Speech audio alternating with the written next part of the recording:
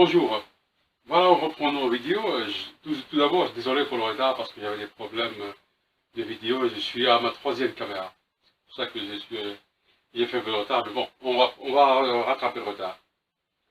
Voilà, aujourd'hui on va entamer le quatrième chapitre, c'est le dernier dans la présentation du programme. Et là, on va au chapitre où on entame le cahier de charge, et etc., les projets, et on va résumer ce qu'on a fait auparavant et tout ça. De toute façon, même les chapitres, on va les revoir à chaque fois que je vois quelque chose d'intéressant, je vous mets sur le site. Par exemple, si on termine ce qu'on a fait, entre parenthèses, le premier bloc, parce qu'ici, il n'y a pas de bloc, hein. J'ai fait comme ça pour une référence, mais là, on fait une formation professionnelle, donc je donne de la formation et j'avance, et au fur et à mesure que j'avance, je vous renforce afin que vous assimilez bien. Voilà. Par exemple, le bloc des maths, je vous donne énormément de maths. Et à chaque fois que je vois que vous avez des exos qui sont intéressants pour faire votre travail, je vous les mets sur le site. Et on avance, et après, par exemple, le PFS, même si on termine le PFS, et je vois qu'il y a des informations utiles ou intéressantes à vous donner, je vous le mets, mais c'est pas un cours programmé par le ministère, voilà. C'est une formation professionnelle, que je le fais moi volontairement pour aider, voilà. Et c'est tout. Voilà. On va commencer le programme. Voilà. Tout d'abord, là c'est le programme. Tout d'abord, comme j'ai dit, ce dernier bloc, il se comporte du cahier de charge, le fameux cahier de charge là pour faire de l'argent. Voilà, c'est ça. C'est bien, ça c'est pour faire de l'argent.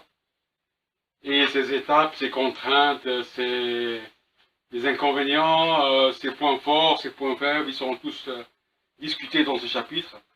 À part qu'une partie pédagogique, là où on étudie les fonctions, les besoins, les fonctions de contrainte, etc. Contrainte, on ne veut pas dire contrainte dynamique ou statique ou je sais pas quoi, ou l'RDM, non, non, c'est des contraintes du métier, par exemple, je sais pas moi, si on travaille dans un milieu poussiéreux, dans notre conception, on met un roulement qui est engraissé, qui a de la graisse, et en plus le milieu est poussiéreux, donc ça c'est une contrainte. Si par exemple on travaille, voilà, on installe une machine, au-dessus il y a des locataires, donc il y a une contrainte de bruit, noise. Si par exemple, moi j'ai vu comment ça s'appelle ça? Une imprimerie, voilà. Une imprimerie qui travaillait au-dessous d'un immeuble. Donc là, ils disent les gens qui ne se plaignaient pas parce qu'ils se sont habitués. Mais voilà, moi, quand je suis rentré pour la première fois, c'était un bruit assourdissant. Mais les gens, bah, ils disent non, le propriétaire, il dit que les gens, ils ne se sont jamais plaints. C'est dommage, parce que c'est des gens qui vivent là depuis 20 ans, voire plus, donc ils sont habitués au bruit, donc c'est... Mais bon, ça c'est une contrainte. Quand on parle de contrainte, c'est le métier. Voilà, chaque métier a ses contraintes et on doit les prendre en considération. Je sais pas, on va par exemple mettre une machine dans 20 mètres par 20 mètres, il y a de la chaleur, dégagement de chaleur, donc la chaleur c'est une contrainte. Parce que, pourquoi? Pour les opérateurs et pour la machine elle-même, elle peut se chauffer. Donc ça c'est une contrainte. On appelle on parle à ça en ce temps. Voilà, je vais rédacter un peu. Bon, ce bloc 4, on a le cahier de charge.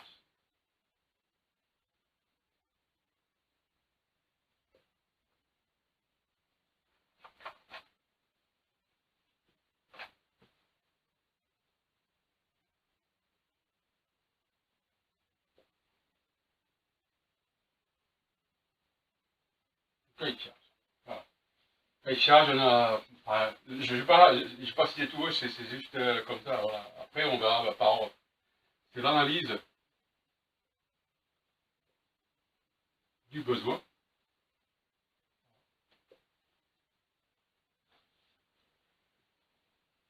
L'analyse fonctionnelle aussi.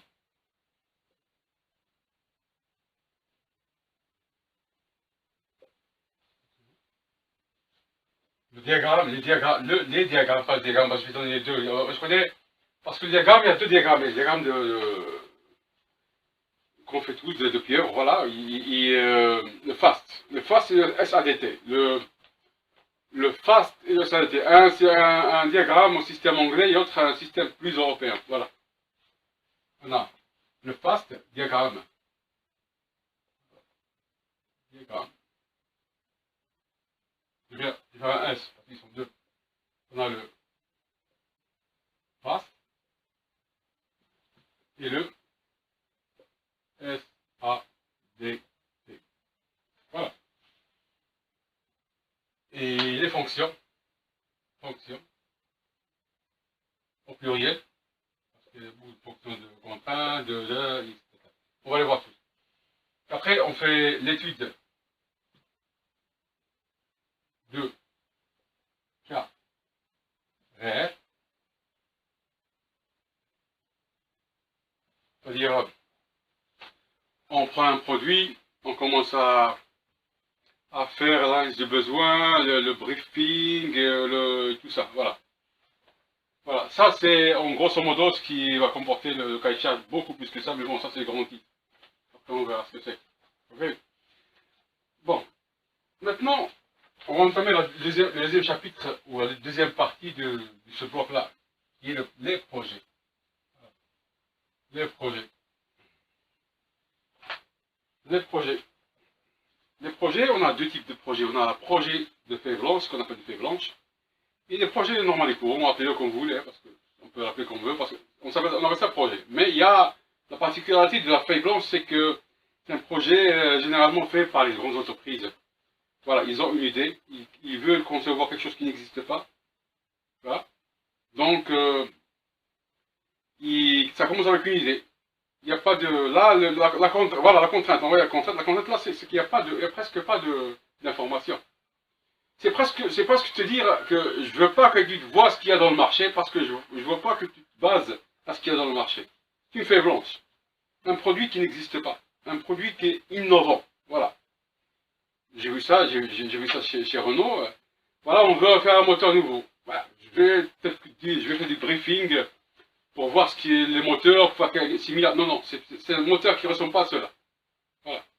Donc, le seul briefing, je dirais bien le seul briefing, c'est tes capacités comme concepteur et comme calculiste. En plus, bien sûr, il faut que tu connaisses le métier. Il faut que tu sois en métier. Voilà. Si tu n'as jamais vu un moteur, pas construire un moteur. Ça, c'est pas possible. Donc, les seuls briefings que tu as, les seules références que tu as, enfin, pour me dire, c'est tes capacités de calculiste, de concepteur et l'expérience dans le domaine. Pas plus que ça. Mais l'autre, non. L'autre, c'est un projet normal, normal, à 80%. Bah, je sais pas, pour exemple, le client veut un ventilateur. Voilà, un ventilateur, il y a tas de ventilateurs. Mais non, il vient, le mec, moi je veux un plus beau, plus persistant, il marche avec, je sais pas combien de révolutions. Là, tu commences à faire, qu'est-ce que tu vas faire? Un briefing. Un briefing, c'est, tu vois ce qu'il y a dans le marché, ce qu'il y a comme pièce aussi, les caractéristiques, et tu travailles. Tu travailles pour voir ce qu'il y a dans le marché, pour faire quelque chose de mieux, au plus puissant, au plus résistant, au plus beau, parce que le côté esthétique aussi rentre dans le cahier de charge, c'est très important parce que la personne n'achète qu'avec la vue. Non, premièrement, le client il voit le produit s'il l'aime, s'il attire, non, là, c'est l'attirance. Après, toujours, il voit les performances du produit. Mais premièrement, tout le monde, quand on achète quelque chose, on voit ce qui tape sur le visage, sur la vue, c'est beau, voilà, j'aime ça. J'aime ça. Ah, maintenant, je vois s'il est bien. C'est pour ça que la partie esthétique, elle est très importante dans le cahier de charge. Voilà. Donc, on va faire ça. On a le projet. Voilà. Dans le projet, on a deux types de projets. Un, feuille blanche, projet. Deux, feuille blanche. Deux, le projet, JL, appelle-le comme tu veux. Voilà, c'est un projet, c'est tout. Là, qu'est-ce qu'on va faire, comme j'ai dit avant? 1, 2, 1, le briefing. Attendez, on va faire mieux que ça. On va faire mieux que ça. Attendez. Voilà. On reçoit notre offre. Réception de l'offre. Après, ce qu'on fait. A. B. Le briefing. C. réponse sur l'appel d'offres. C'est-à-dire, voilà, cahier de charge du client. Là, c'est là. Dans cette phase, c'est le cahier de charge client. Là, c'est notre cahier de charge.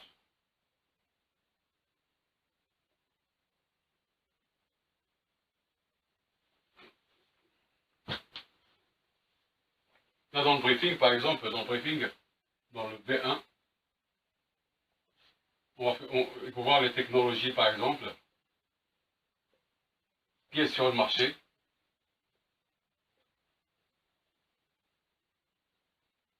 Voilà. Tout ce qu'on peut acheter et non fabriqué.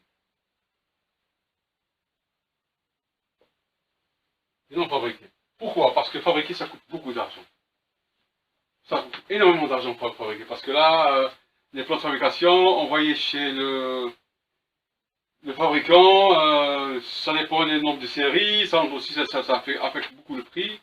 Après tout ça, il faut voir l'accord du client. Si ça l'intéresse que tu fabriques ou tu fabriques pas. Parce qu'il y a des gens qui disent, voilà, ça va être fabriqué, pourquoi? Parce qu'ils veulent le brevet, ils veulent breveter. Mais généralement, premièrement, on voit ce qu'il y a dans le marché, après, on en parle. Donc, il faut qu'il soit adéquat avec notre conception. Voilà. Parce que quand tu achètes une pièce, c'est pas dire, ouais, tu dois être sûr que cette pièce, elle est adaptable à ta conception. Ou, mieux veut dire, adapter la conception à ta pièce. Ça, c'est très important. Bon. Qu'est-ce qu'on a fait? Réponse à l'appel d'offres. Voilà, tu envoies l'appel d'offres au client. Et avec des retours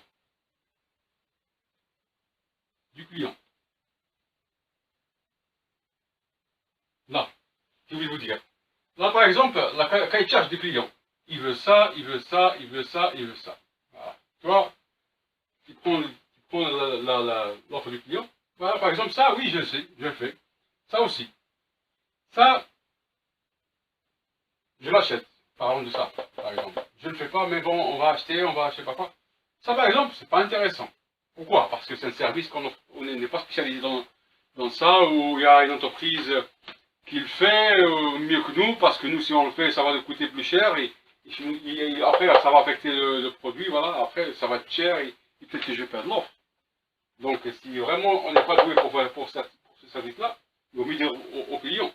Et si tu veux gagner des points avec les clients, par exemple, tu lui proposes de l'aider à chercher un spécialiste dans la matière. Voilà. Tout ça, tu gagnes des points. Voilà. Tu sais, moi, je fais pas ça, mais et sinon, je te le fais, c'est cher, mais je sais quelqu'un qui s'y le fait, si tu veux, on négocie ça avec lui, et tu gagnes des points. Mais, ce que j'ai dit, si tu n'es pas capacité pour faire ça, ou tu n'es pas très fin pour ça, il vaut mieux pas, sinon tu peux pas donner l'offre. Parce que là, tu vas donner un prix un peu excessif, puis le client doit voir ailleurs que c'est moins cher, tu peux le perdre. Voilà. Et là, c'est le retour du client. Voilà. Le client, ça fait une, deux. La première qu'il t'a donnée, plus la deuxième qu'il t'a proposée, il y aura une troisième. Dans le meilleur des cas. Des fois, vous savez, des fois, il y a des allers-retours par téléphone, il faut aller le voir toujours. Même si, parce que le premier contact, il se fait normalement par convention, il t'envoie un appel par mail, et après, il y a des coups de fil, voilà. Et après, quand tu arrives avec ça, là, ton truc pour le retour, le premier retour, le numéro 2, tu dois lui ramener l'appel d'offres chez le client, il parle avec lui, et voilà, et mieux pour toi, comme ça, c'est plus facile de convaincre une personne en face que par téléphone. Voilà. C'est plus, voilà. En plus, il faut le faire parce qu'il doit savoir avec qui il passe, si c'est un professionnel, si une personne est comme ça, s'il connaît bien son métier. Donc, des gens qui vraiment, s'ils ne te connaissent pas bien, tu dois aller chez lui. Il n'y a pas de problème. Voilà, c'est ça. Donc, j'ai dit que la première qui t'envoie, la deuxième qui lui envoie, vous faites entre deux la troisième. Ça, c'est normalement final. Normalement. Dans le des cas. Parce que là, pour envoyer ça, tu dois consulter tes techniciens, ce qu'il y a dans le marché, les prix, faire des dessins, pas finaux, mais dessins, voilà, des croquis prédéfinis, voilà, pour voir, parce que tu ramènes avec des trucs là, avec des croquis, avec des faits de calcul et tout ça, voilà, moi je fais ça, il faut tout lui présenter. Sinon, lui, le produit, c'est ici, là où il décide. Il ne veut pas dire non, j'aime pas, mais bon, on va le faire et après, non. C'est ton travail qui va lui faire décider oui ou non. Ça n'arrive pas sans ça. Lui, il sait que celle-là, que ça va être de 80 à 90%. Que tu vas faire tout ça. Comme il dit. Voilà. Après, on passe à une autre étape. Voilà. Quand tout est clair, le côté administratif et tout ça, tout est clair. Donc on passe à l'étape finale au très-final. Ah bon? Après, on passe à la conception.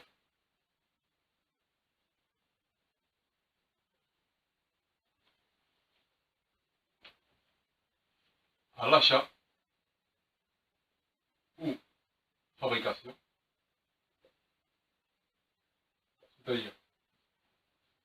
C'est-à-dire atelier de fabrication et commerce. Tu dois acheter des pièces. Devis, fourniture. Ouais, des fois, tu achètes un produit qui vient de Chine. Mais attention, s'il fait 2 mois pour arriver et tu vois le projet, dans 15 jours tu vas le donner, il faut prendre en considération ça. Après, on va faire, quand on fait tout ça, après c'est la mémoire. Qu'est-ce qu'il y a dans la mémoire? Dans les dessins.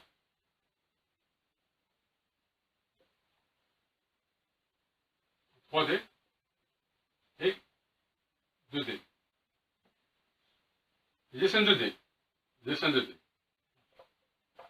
Très important ça. Les dessins en 2D. Très important. Pour le dossier.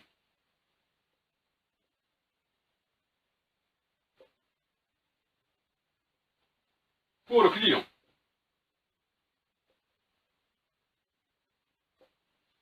Ça c'est très important. Et pour l'équipe de montage. Je vous explique. Ça m'est arrivé à moi. Voilà. Parce que j'ai donné ce cours à des entreprises, voilà, des gens qui, voilà, ça fait longtemps qu'ils font de charge, mais bon, ceux-là, c'est vraiment des gens, ils s'aventurent beaucoup. Ça, par exemple, parce que tu construis un dossier, donc le dossier, dans le dossier, il doit être compris les dessins 2D. Voilà. Pour le client aussi, parce que quand tu envoies le dossier du projet au client, il faut qu'il lui donne des dessins. Pour l'équipe de montage, tu dois envoyer des techniciens pour faire le montage. D'accord? Vous avez des techniciens du tonnerre, ils savent faire leur boulot les yeux fermés. Ils m'ont dit ça déjà. Mais attention, toi tu fais, je sais pas moi, je donne un exemple par exemple. On a un tuyau, là une brique. Voilà, une brique. Voilà, une brique, ça va. Mal dessiné, mais c'est une brique, voilà. Une brique. Ça c'est un tuyau de gaz. Voilà. Le technicien il a monté, il a fait 20 ans, c'est que ça. Il connaît son boulot parfaitement. C'est parfait. Les yeux fermés. Ils m'ont dit ça, ils m'ont dit qu'ils connaissent les yeux fermés. C'est ça, c'est pour ça que je le répète. Bon, il a monté le truc là. La brique. Ça a pété. Il a fait exactement. Parce que dans la fiche de montage, tu dois lui dire tout ce qu'il fait. Comment il doit le faire, s'il y a un joint, combien de kilos par exemple, la pression de serrage, la pression de serrage, etc. fais ça péter. Le client il t'appelle, voilà. Il t'appelle, voilà, si tu as fait ça, c'est ton problème. Qu'est-ce que ça veut dire? Que mon technicien il connaît tout par cœur, ou il est fermé, ou quelque chose comme ça? Ça ne marche pas. C'est le schéma de montage qui parle de ça. Parce que dès qu'il termine le travail, il doit signer le client ici. Il doit signer. Que tout a été fait selon les normes, parce qu'il y a les normes de ISO aussi. Selon les normes et tout ça. Tout a été fait selon les normes, voilà les schémas, et tu as signé que tout a été fait correctement. Donc maintenant, je ne suis pas garant. Ça a pété, ça peut arriver, mais bon. Mais ça, c'est pas ma responsabilité. Si jamais tu ne donnes pas le truc, le dessin de montage, il va dire oui, il a respecté tout, mais il n'a pas bien monté ça. Va lui dire ça. Démontre-lui que c'est pas vrai. Même si tu sais que c'est vrai. Que l'utilisateur l'a bien monté. C'est pour ça que les plans de montage, c'est c'est dans les normes déjà. Les normes de la qualité l'exigent. Tu veux pas le faire, c'est ton problème. Mais si c'est un problème, c'est ton problème aussi. Voilà. Après, qu'est-ce qu'on fait? Qu'est-ce qu'on a dit? Les dessins de conception 2 3D, les certificats.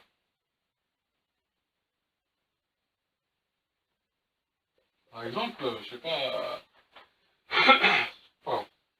Pardon. Par exemple, tu achètes la bride, elle tient, je sais pas, 20 bars. Mais il donne un certificat que cette bride, oui, effectivement, elle supporte 20 bars. Tu fais de la silicone. La silicone, celui qui te vend la silicone, il doit te donner un certificat que cette silicone, elle sert à ce truc-là, certificat. Après, les homologations.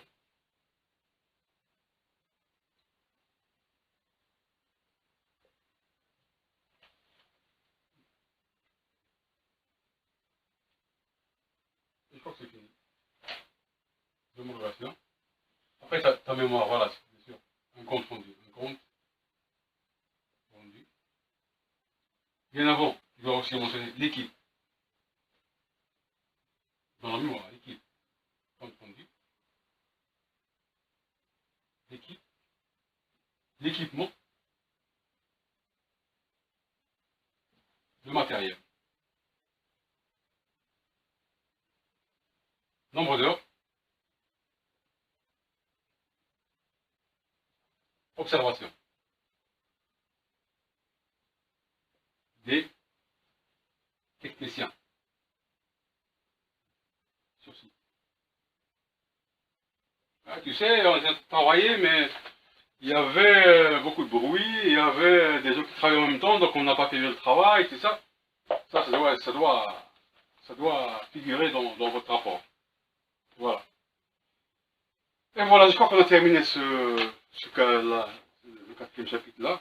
Et j'espère bientôt que je vais vous donner le cours de maths. Ça va être très intéressant parce que on va faire des mathématiques pour la physique et après un aperçu sur le calcul scientifique pour vous faire savoir ce qui va vous attendre ici prochainement. Le cours, il va être, je vais donner un cours complet. Après le cours, même si on avance dans le programme, par exemple si on est dans le statique, et je vous mets aussi en ligne des vidéos sur d'autres exercices qui peuvent vous aider.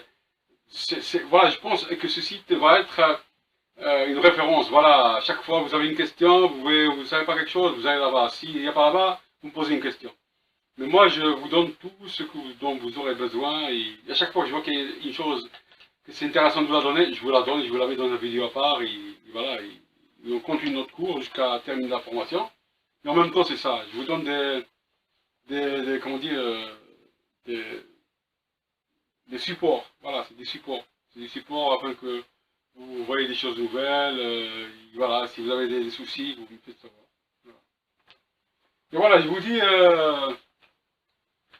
à très bientôt. Et désolé pour le retard parce que j'avais des problèmes avec la vidéo. Des fois, l'image elle est bien, le son n'est pas bien. Des fois, le son est bien. Moi, je suis physicien, je ne suis pas un photographe. C'est pour ça que, voilà, et désolé.